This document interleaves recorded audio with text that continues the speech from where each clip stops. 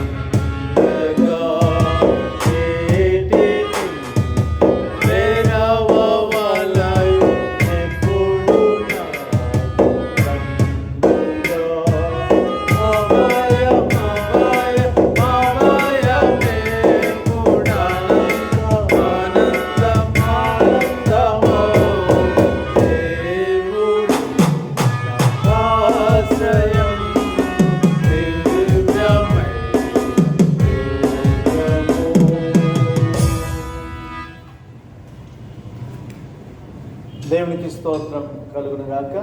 మరొకసారి మీ అందరికీ మన ప్రభువును రక్షకుడైన యేసుక్రీస్తు నామమున ఈ దినపు శుభములు తెలియజేస్తా ఉన్నాను.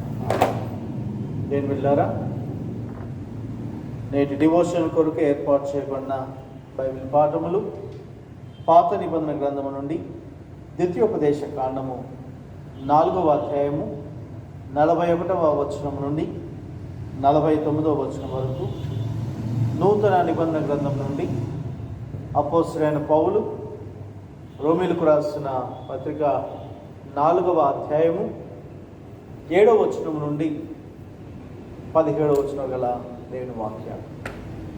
ఈ రెండు పాఠ్యభాగం నుండి ఏర్పాటు చేసుకున్న అంశము ఆశ్రయపురములు అనేక జనములకు తండ్రి. ఆశ్రయపురములు అనేక జనములకు తండ్రి. Cities of refuse, father of many people. Cities of refuse, father of many people. రోజు చదవబడిన పాఠ్యభాగంలో పాత నిబంధన గ్రంథం నుండి మోషే దేవుడైన యెహోవా ఆజ్ఞాపించినట్లుగా వారు స్వతంత్రించుకోబోతున్న వాగ్దాన భూమి కానాను భూమిలో ప్రవేశిస్తున్నప్పుడు ఆ పాలు తేనెలు ప్రవహించు దేశంలో దేవుడు వారి కొరకు కొన్ని ఆశ్రయపురాలు ఏర్పాటు చేశారు.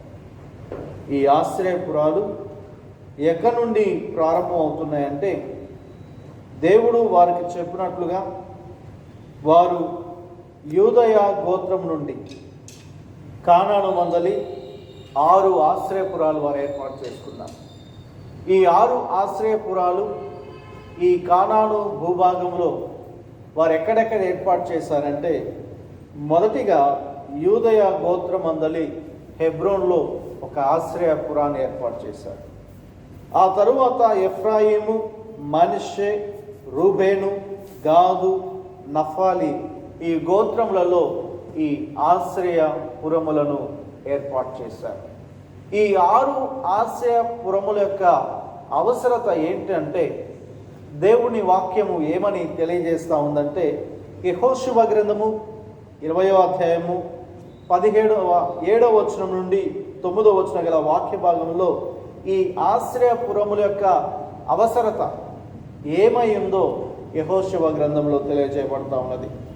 ఒక వ్యక్తి పొరపాటున ఇంకొక వ్యక్తిని చంపినప్పుడు అక్కడ ఉన్న ఆశ్రయపురానికి ఆయన వెళ్ళవలెను. అక్కడికి వెళ్ళిన తరువాత ఆ సంగతి విచారింపబడతా ఉంది. ఆయన పొరపాటున చేశాడు, లేకపోతే అతను కక్షగట్టి చేశాడు, ఆ వ్యక్తి యొక్క ఇచ్చే వాగ్మూలాన్ని బట్టి, ఆయన ఇచ్చే ఆ మాటలను బట్టి, సాక్ష్యాన్ని బట్టి ఆయన పొరపాటుగా చేసినట్లయితే ఆశ్రయపురంలో నివసించవచ్చు అనే మాటను చూస్తా ఉన్నాం. ఉద్దేశపూర్వకంగా చేయని ఎడల ఆశ్రయపురంలో ఏ విధంగా నివసించాలో ద్వితీయోపదేశ కాండంలో చూస్తూ ఉన్నాం.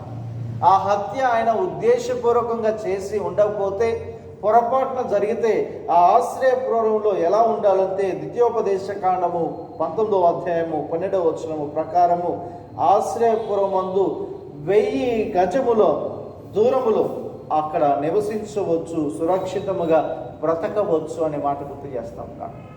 ఆయన ఒకవేళ అనుకోకుండా పొరపాటున తప్పిదం చేస్తే, పొరపాటున ఇతర వ్యక్తి చావుకు కారకుడైతే, ఆ విషయం తెలిసిన తరువాత ఆశ్రయపురాన్ని ఆశ్రయించిన తరువాత ఆయన అక్కడ ప్రధాన యాజకుడు ఆ యొక్క నాయకుడు చెప్పిన మాటలు, ప్రధాన యాజకుడు వారిరువురు మధ్య ఉన్న చంపడానికి గల కారణాలు, చనిపోయిన వ్యక్తి ఎలా చనిపోయాడనే ఆ మాటలను ప్రధాన యాజకుడు నిర్ణయించి చెప్పిన తరువాత ఈయన యందు ఏమాత్రము పొరపాటు జరగడం తప్ప కావాలని కక్ష కట్టుకొని చేయలేదు అన్నప్పుడు ఈ ఆశ్రయపురంలో తనకు అవకాశం దొరుకుతూ ఉన్నది.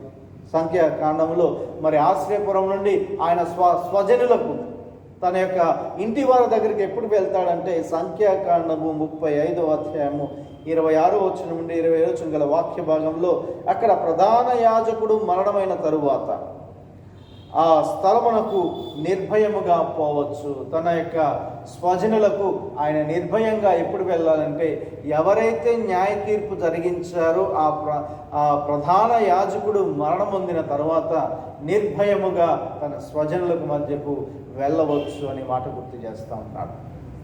ఈ ఆశ్రయపురాలు ఏర్పాటు కాను దేవుడు మోషేతో చెప్పడానికి గల కారణం ఏంటంటే, ఆనాటి ఇశ్రాయేలు సమాజం అంతా కూడా, ఆ సొసైటీ, దేవుని యొక్క మార్గంలో నడిచే బిడ్డలు ఎలా ఉన్నారంటే ఇల్లిటరేట్ సొసైటీగా ఉన్నారు. ద సొసైటీ ఆఫ్ ఇల్లిటరేట్గా వారు జీవిస్తున్న సందర్భాన్ని చూడగలుగుతూ ఉన్నాం. అక్షరాస్యత అనేది లేదు, నిరక్షరాస్యత అనేది వారిలో ఎక్కువ ఉన్నది.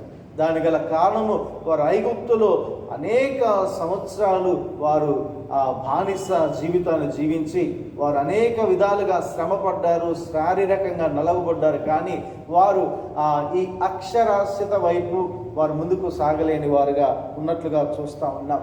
వీరికి కావాల్సిన ఆర్థిక వనరులు ఏ విధంగా వీరు సమకూర్చుతున్నారంటే, అగ్రికల్చర్ ఎకనామిక్గా వీరు సిద్ధపడుతున్నట్లుగా చూస్తూ ఉన్నాం. వీరు కేవలము వ్యవసాయధార ఉత్పత్తులు లేక పశువు పెంపకం ద్వారానే వీరి మనుగడ కొనసాగుతూ ఉంది. తద్వారా వీరు ఆదాయాన్ని సమకూర్చుకుంటున్నట్లుగా చూస్తూ ఉన్నాం. ఆనాటి ఇశ్రాయేలు సొసైటీ దేని మీద బేస్ అవుతా ఉందంటే అగ్రికల్చర్ ఎకనామీ మీద స్థిరపడుతున్నట్లుగా ఆనాటి వాక్య భాగాలు తెలియజేయబడతా ఉన్నది. ఇటువంటి పరిస్థితుల్లో అర్థం చేసుకోవటానికి, దేవుని మాటలు అర్థం చేసుకోవటానికి, ధర్మశాస్త్రానికి తగినట్లుగా వారు జీవించడానికి ప్రభు ముందుగా వారికి ధర్మశాస్త్రాన్ని ఉపదేశించిన విషయాలు గుర్తు చేస్తూ, ఆ ధర్మశాస్త్రంలో చెప్పబడ్డట్టుగా నరహత్య చేయకూడదనే మాట పొరపాటున జరిగిన సంగతులు, ఆ మాటలు చెప్పుకోవటానికి అవకాశం కోసం ఈ ఆశ్రయపురాలు వారికి సహాయపడుతున్నట్లుగా చూడగలుగుతా ఉన్నాం. ఈ ఆశ్రయపురాలు వారు ఆశ్రయించినప్పుడు, అక్కడ న్యాయ తీర్పు జరిగినప్పుడు పొరపాటున జరిగింది తప్ప కక్ష కట్టుకొని లేక కావాల్సుకొని చేసింది కాదు అని వారు ఎప్పుడైతే తీర్పు పొందుకుంటారో, నిర్భయులై వారు జీవించే ఆ జీవితాన్ని గురించి, ఈ ఆశ్రయపురాల్లో నివసిస్తున్న విధానాన్ని గురించి నేటి వాక్యము తెలియజేస్తూ ఉన్నది. అందుకనే జ్ఞానైన సొలొమోను చెప్తున్న మాటలు ఏంటంటే, ప్రసంగి గ్రంథము 6వ అధ్యాయం 12వ వచనంలో, తన దినములు వ్యర్థముగా గడుపుకొను మనుషులు బ్రతుకునందు ఏది వరకు క్షేమకరమైనదో ఎవరికి తెలియను అనే మాట గుర్తు చేస్తూ ఉన్నాడు. ఈ లోకంలో వ్యర్థంగా జీవించకుండా దేవుని యొక్క ఉన్నతమైన మార్గంలో నడవాలి. ఆ బ్రతుకు, మనం జీవిస్తున్న జీవితము దేవుని మహిమార్థమైనదిగా ఉండాలి. క్షేమకరమైన జీవితాన్ని జీవిస్తూ దేవుని యొక్క ఉన్నతమైన కృపలను, దీవెనలు పొందుకునే వారముగా ఉండాలని వాక్యము గుర్తు చేస్తూ ఉన్నది. ఈరోజు ఈ పాత నిబంధన గ్రంథంలో దేవుడు వారు పొందబోతున్న కానాను భూమికి, ఆ భూమిలో నివసించబోతున్న ఇశ్రాయేలు ప్రజలకు ఎన్ని విషయాలు గుర్తు చేస్తూ ఉన్నారంటే, ధర్మశాస్త్రపు మాటలు గుర్తు చేస్తూ ఉన్నారు. ధర్మశాస్త్రములో చెప్పబడ్డ విషయాలు కాకుండా ఆనాటి సమాజంలో ఉన్నవారు ఏ విధంగా పొరుగువారి పట్ల అవగాహన కలిగి, ఒక సహోదర ప్రేమ కలిగి సమసమాజాన్ని నిర్మించుకునే వారుగా ఉండాలని ఉద్దేశంతో దేవుడి మాటలు గుర్తు చేస్తూ ఉన్నాడు. దీనికంటే పూర్వము దేవుడు వారికి భూమిని ఏ విధంగా ఇస్తున్నాడంటే ఒక ఆస్తిగా ఇస్తూ ఉన్నాడు. హిబ్రూలో భూమిని నకల్ అనే మాట ఉపయోగించారు. నకల్ అనే మాటకు అర్థము భూమి అని. భూమి దేని కొరకంటే వారికి ఒక హోదాని ఇస్తూ ఉన్నది, ఒక గుర్తింపు ఇస్తూ ఉన్నది. అంత మాత్రమే కాకుండా భూమి వారికి చెప్పుకోదగ్గ ప్రాముఖ్యమైన ఆస్తిగా ఉంటుంది. అది గుర్తింపు మాత్రమే కాదు, కానీ పితరుల నుండి వస్తున్న ఒక ఆస్తిగా చెప్పబడతా ఉన్నది. నేటి పరిస్థితులలో, ప్రాముఖ్యంగా నేటి పరిస్థితులు గమనించినట్లయితే ఢిల్లీలో రైతులు ఏ విధంగా గర్జన చేస్తూ ఉన్నారు. రైతుల యొక్క గర్జన, ఈ యొక్క పెట్టుబడిదారుల యొక్క వ్యవస్థ ద్వారా వారు ఏ విధంగా నష్టపోతూ ఉన్నారు, వారి యొక్క భూములను, వారి యొక్క కష్టార్జితాన్ని వారు నష్టపోతున్న దాన్ని బట్టి వారు ఎంతగా పోరాటం చేస్తూ ఉన్నారో చూస్తూ ఉంటాం. భూమి గురించి ఇశ్రాయేలు ప్రజల జీవితాన్ని మనం ఎప్పుడైతే క్షుణ్ణంగా చదువుకోగలుగుతామో, ఆ భూమికి ఉన్న ప్రత్యేకమైన స్థానాన్ని దేవుడు ఎందుకు ఇస్తూ ఉన్నాడు, దేవుడు ఆ వాగ్దాన భూమి ద్వారా వారిని ఆస్తికర్తలుగా వారికి గుర్తింపిస్తూ, గుర్తింపు లేని జనాంగానికి గుర్తింపును, ఆర్థికంగా చితికిపోయిన వారికి ఆర్థికంగా ఫలాన్ని అనుగ్రహిస్తూ ఈ భూమి ద్వారా దేవుడు వారి జీవితాల్లో ఈ విధమైన మేలు చేత నింపాడు. నేటి ప్రస్తుత దినాల్లో రైతులు ఎంతగానో కష్టపడుతూ ఉంటారు.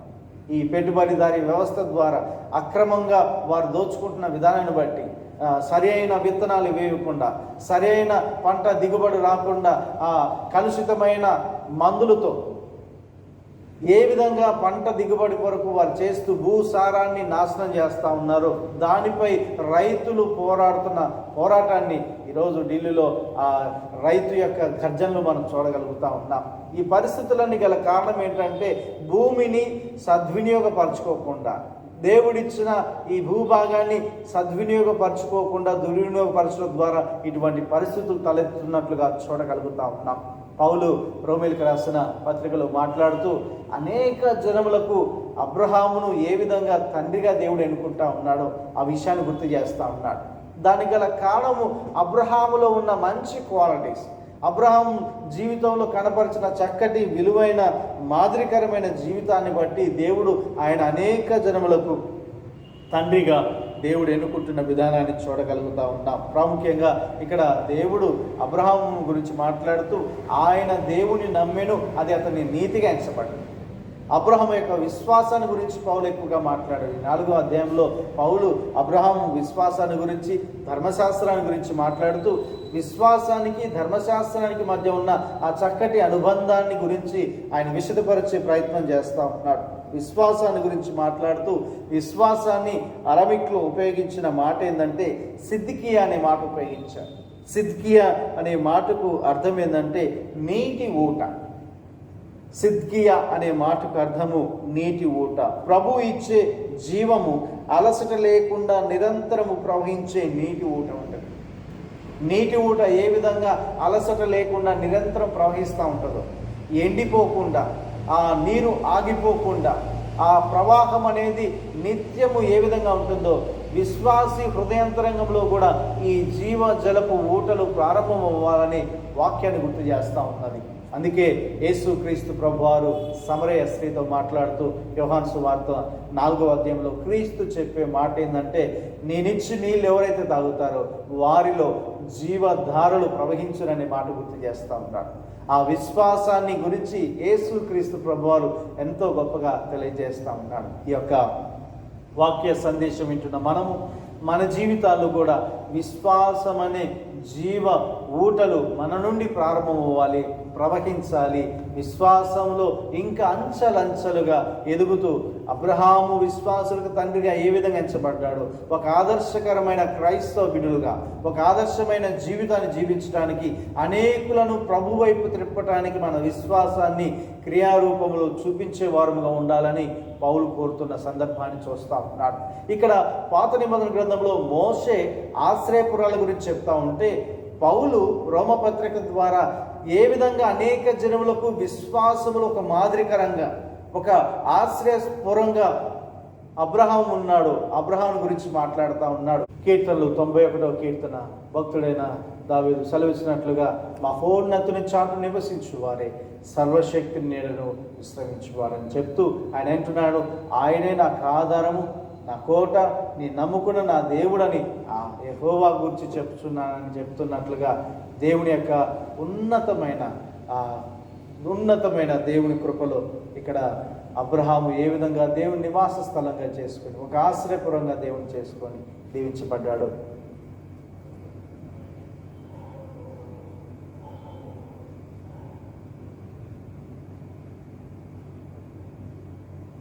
ఇటువంటి చక్కటి లక్షణాల ద్వారా అనేకులను విశ్వాసులను ఆకర్షించే ఆ వ్యక్తిగా, విశ్వాసిగా అబ్రహాం ఉంటా ఉన్నాడు. అబ్రహాము కలిగిన ఆ చక్కటి లక్షణాలు మన జీవితాలు కూడా మనం పొందుకొని విశ్వాసంతో ముందుకు సాగటానికి పరిశుద్ధాత్మను మన హృదయాలు స్థిరపరిచి నడిపించునుగాక. ఆమేన్. ప్రార్థన చేసుకుందాం. గొప్ప దేవ, స్తోత్రార్పణ, పరిశుద్ధుడా, నీకు వందనాలు చెల్లిస్తా ఉన్నాం. ఆశ్రయపురములు మోసే కాలంలో మీరు ఏర్పాటు చేస్తున్న విధానాన్ని మేము తెలుసుకోగలిగాం. దేవా, మరి అనేక జనులకు తండ్రిగా విశ్వాసులను ఆకర్షించే ప్రియమైన భక్తునిగా, అబ్రహాము తన జీవితాన్ని ఏ విధంగా ముందుకు కొనసాగించాడో ఆయనకున్న చక్కటి లక్షణాలు చూడగలుగుతా ఉన్నాం. ఇతరుల శ్రేయస్సు కోరేవాడుగా, అపారమైన విశ్వాసము భక్తి మీ పట్ల కనపరిచేవాడుగా, విధేయతను కనపరిచేవాడుగా, దేవా మీ సన్నిధానములో విశ్వాసముతో నమ్మకముతో మీరు చెప్పిన ఆ వాగ్దాన భూమిని స్వతంత్రించుకోవడానికి ముందుకు వెళ్ళిన ఆ గొప్ప భక్తునిగా తన జీవితాన్ని ఏ విధంగా అయితే ముందుకు కొనసాగించాడు, ఈ యొక్క వాక్యం వింటున్న మేము ప్రభా మా జీవితాల్లో మీరు కలగజేసిన ఈ రక్షణను బట్టి, యేసు క్రీస్తు ద్వారా మమ్మల్ని విమోచించిన విధానం బట్టి నీకు స్తోత్రాలు చెల్లిస్తూ ఉన్నాం. మా గురి, మా గమ్యము క్రీస్తును ఏర్పాటు చేసుకొని దేవా ఆత్మీయ యాత్రలో ముందుకు సాగునట్లుగా మమ్మల్ని మీరు స్థిరపరచు నడిపించమని కోరుచున్నాం. తండ్రి నీకు వందనాలు, నీకు స్తోత్రాలు. మా ఆశ్రయపూర్వమైన క్రీస్తు యేసు ద్వారా దేవా మేము ఎల్లప్పుడూ ఆయన ఆశ్రయిస్తూ ఆయన ద్వారా ఆయన మాకు అనుగ్రహించే విశ్వాసాన్ని, ప్రేమను, ఆయన కృపను మేము పొందుకొని ఈ లోకంలో ప్రభువా మరి చక్కటి మహిమార్థమే మీ మహిమార్థమే జీవించినట్లుగా మా హృదయాలు స్థిరపరచమని, అట్టి ఆత్మీయమైన నడిపింపులోకి మమ్మల్ని తీసుకువెళ్ళమని యేసు క్రీస్తు పేట వేడుకుంటున్నాం పరమ తండ్రి. ఆమేన్. మన ప్రభువైన యేసు క్రీస్తు కృపయు, తండ్రి అయిన దేవుని ప్రేమయు, పరిశుద్ధాత్మకమైన సహవాసం, సకల దీవెనలు ఇక్కడ ఉన్న మనకు, మన కుటుంబాలకు, సార్వత్రిక సంఘమంతటికి నీ తోడైండును గాక. ఆమేన్.